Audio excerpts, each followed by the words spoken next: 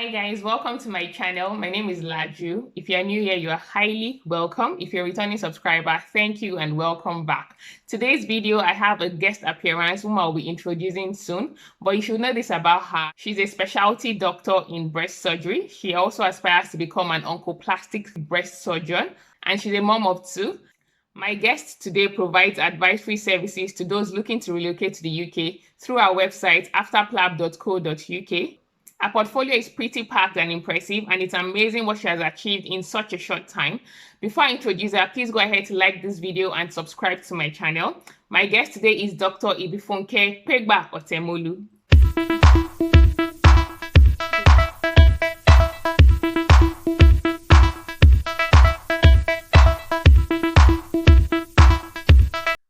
Hello, Ibifunke. Welcome to my YouTube channel. I'm really honored to have you here today. Hello, thank you for having me. It was really, really nice of you to ask me to do this. Thank you, Laju. And it's nice to meet you as well. You're welcome. So I've read through your bio. Your bio is really impressive. I must say I'm inspired by all that you've been doing and all that you try to achieve. Well done. Thank you. Thank you very much. So like I mentioned, Dr. Ibifunke will be telling us about our journey in the NHS and how to thrive in the NHS. As you can see on our shirt, it's boldly written. She's really passionate about helping IMGs looking to relocate to the UK, because many of us would agree that relocating and working in a new environment can be quite daunting. And with Dr. Ibifunke's services, you can find help if you need help on this journey. So my first question for you, Funke, is this: how long have you been in the NHS, and how would you describe your experience so far? I can't, it always takes me by surprise when I have to think about it. It's nearly 5 years now. Like in just a few months, it'll be 5 years. And I think, wow, 5 years, it's gone by so fast. And the way I would describe my journey is it has been full of learning. I have been learning. I learn every single day. And for me, learning is a thing. I love to learn. So even though some of the learning has been through difficulty, it's been a journey that has brought me so much growth personally that I wouldn't trade it for anything. Wow. Nice to hear that. Yeah, learning is really key. And I like the fact that you said that even though you've had so many difficulties, you've gotten some things out of your experience. And it's really wonderful that through your experience, you're willing to help and teach people while also taking the same path along their way. So let's talk about your book. Really, I came across your book. I think it was on Instagram. Really, it wasn't even on. That's good. Yeah, it was on Instagram. I just came across it. I was like, oh, this is nice. Somebody has written a book about how to thrive in the NHS. That's brilliant. Like, because many people want to know, how do I behave? What should I do and everything? So I just want to ask, what inspired you to write your book? So in terms of inspiration, I think I was looking for a permanent thing, where a permanent way to transmit the knowledge I had, because before the book, what I had done was whenever I had a difficult experience, I would blog about it. So after Plab started as a blog, like, okay, these are like when you're preparing to come, you're usually preparing for getting your GMC registration. And once you have that, you think you're home and dry. But that's just the beginning of another journey. And that's why I called it After Plab. Like, there's so much more that you need to know. So I would go there and I would blog about my experiences, but it was always kind of random, because it would be something I went through and I'm like, okay, right, nobody else needs to go through that. And the access to that blog, because I wasn't advertising it or doing anything about it, so it was only my friends who really knew about it. And I thought, okay, I want to create a way that I can help more people and get this book out there, and at the same time have something, like, let something be in it for me as well, which is why it's not a free book, because I'm giving back, but at the same time I'm giving more value than I'm taking from it. So that was kind of what inspired the book. Nice to hear that. Really, it's written, the Bible says the gift of a man maketh way for him. So even as you're helping others, you should, also make something out of it, which is great. So the next question I have for you, is yes, I know everything is probably packed in the book, so we're not going to be spilling all of it here today. We'll just pick around it, and Sure. yeah, so hopefully people will still learn from it. But most importantly, I would encourage anyone watching this to please go and get our book and save yourself, help yourself, and I'll obviously be getting one too. That is the promise I'm making on YouTube. Yay! So, but my question is this: for a medical professional coming to the UK to work, apart from their clinical skills, what other skills do you think they need to possess to thrive in the UK? Oh, ho, ho, ho, ho. I think the most probably more important than your medical skills are social skills, right? How to interact with your colleagues in ways that can help you grow professionally, in ways that mean that people will correct you in a nice way when you are wrong, in ways that mean that you get information that you need when you need it, because information is what separates us from homegrown medical professionals or UK trained medical professionals. It's the information. They've been in the system for a long time and they know how the system works. But when we come in, we don't. And when you come in with professional aspirations, you need someone to let you know how to achieve your professional aspirations. And the only way you can find that information is through social networks. So on one hand, at work, you need to be creating those relationships. On the other hand, there are actually tribes of people. So for Nigerians, there's Nigerian doctors in the UK. For surgeons, there's UK Black Surgeons Network. For women, there's Black women in healthcare. For people of Indian or Pakistani descent, they have UK BAPIO. There's APIN, that's the Pakistani one. So there are all sorts of these local networks of people like you who struggled like you, and that's something that's important as well. So if one thing, if I had to pick one single thing, then I would say it's your social interactions, and whether that be physical social interactions or social interactions online, but social interactions that support you to get to where you need to go. That's the single most important thing for me that would differentiate surviving from thriving when you move to the UK. It's interesting that you mentioned that. I have to agree. Social skills are really, key. I recently started working in the NHS, and not in my field, not as a dentist yet, but I was just trying to keep a solo profile and just be. But then I realized that it wasn't really not it wasn't costing anything. But then I overheard someone calling me, oh, the quiet one. And I'm like, me quiet. I am in no way quiet. So I knew I had to improve on my skills. I knew I was probably keeping to myself too much. I really knew there was a lot of office gossip going on, but I just didn't want the drama. So, I actually went out of my way to involve myself in, okay, what's really going on? And once you do that, you learn a lot about different people. It also helps you to know about their culture and find out, what's really happening in the office environment. So I really do believe that social skills help. And Yes. even in the future, you can always go back for references because you have made interaction with these people. They really know you. So yeah, thanks for saying that. So I've said it. Moving to the UK is daunting and everything, and people have you when you come.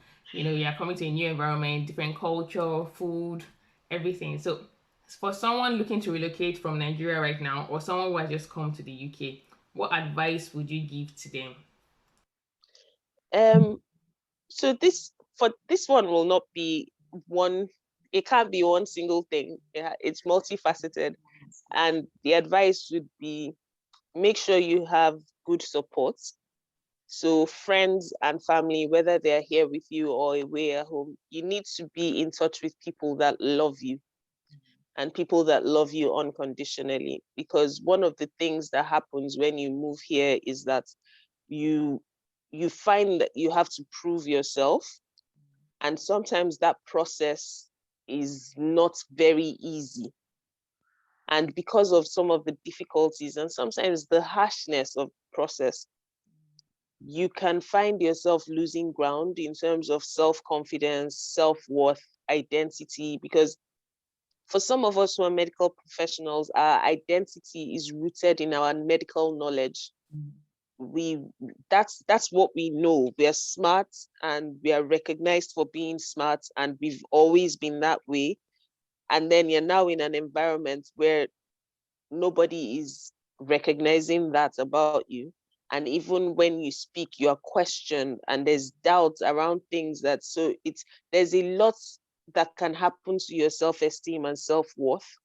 So you need to be able to separate yourself as a person from your job that you're coming here to do. And for you to be able to constantly keep sight of who you are as a person, you need people that love you, people that do not cause you to question your self-worth. And when I say this, I'm not saying this to imply that you have colleagues at work who are sitting down there planning to question your self-worth. It's just the way the interactions go when you're starting out, especially before you build the social skills and understand how to leverage the social skills to get a good footing with your colleagues. So you need to have that solid, first of all. The next thing I would say is you need to work on your knowledge and be open.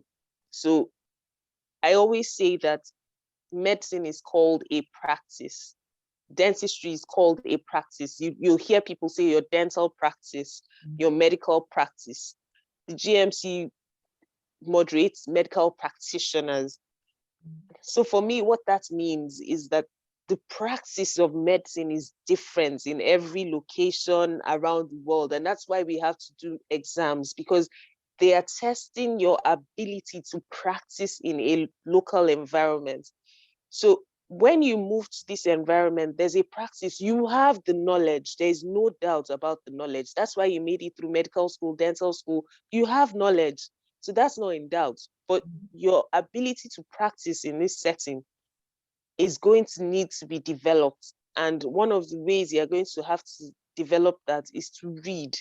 When you come across things at work, read about it, ask questions, don't be shy. Like, I remember once I was on call as the SHO in my first job, and the registrar said to me that if an ENT patient, there was an ENT patient on admission and they were trying to decide whether to transfer the person or not. And if the person had a nosebleed, I should pack the person's nostrils with some fancy thing. And I was just like, thankfully, at that point, I knew to be like, see, I can't.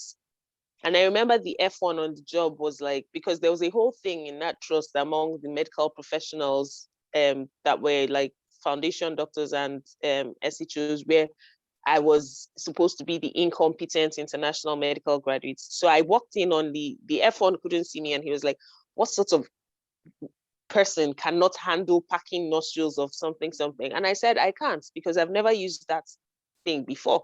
Like, I've never used it before. You're going to leave me alone on nights. There's no reg cover at night, and you want to leave me alone to start learning how to do something when someone is bleeding. Like, please, can you send the person off to where they can get help and let's resolve that?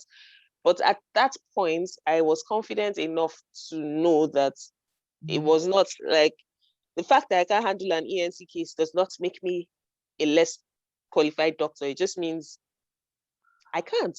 I don't have that skill, and that's okay. So it's that sort of, you need to build your confidence in saying what you're comfortable doing and what you're not comfortable doing. You need to ask questions so that you can learn how to use things quickly. You need to read so that you can understand how things are done and why they're done that way. And you just need to have good relationships, which we've talked about already. So that's my hopefully useful advice to someone that is moving, and hopefully not too scary, because it will make it sound as if it's all war and crime and things, but it's not. Once you understand the system, you can thrive.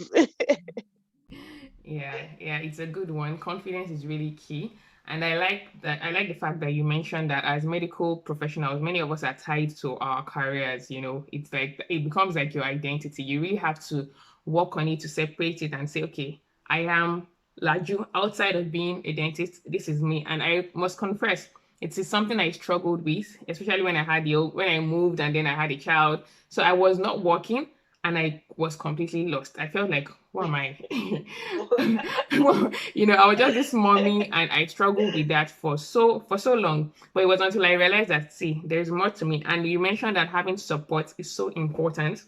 People move, and I don't know, I want to believe that people keep in touch with their family members and stuff, but it's so important to still have people that remind you of, what you love, what you do outside of just your practice.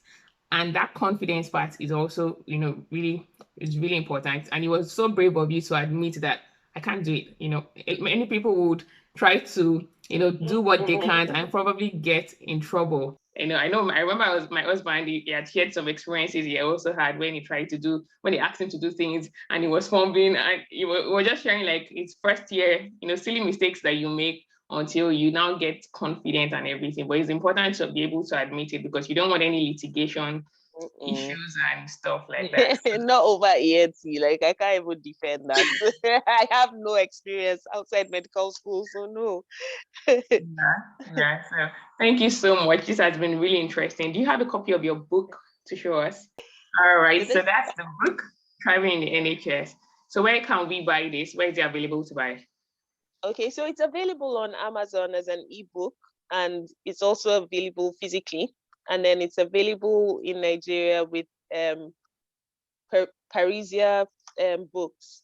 So their information is on my Instagram page. You'll find all the information on my Instagram page on my handle, which is at Ibifunke. All right, I will add all the details to the video. That's perfect. Thank you so much, Dr. Funke. I really enjoyed having this chat with you. You've been so helpful. For having me. Yeah, it's been really insightful. All right. So guys, that's it for today. Don't forget to like my video, subscribe to my channel, and please check out Dr. Ibifunke's page on Instagram. And please purchase our book. It will be very helpful. Even if you're already in the NHS, I believe that you will still learn from our experience. All right, guys, that's it. Thank you. Bye.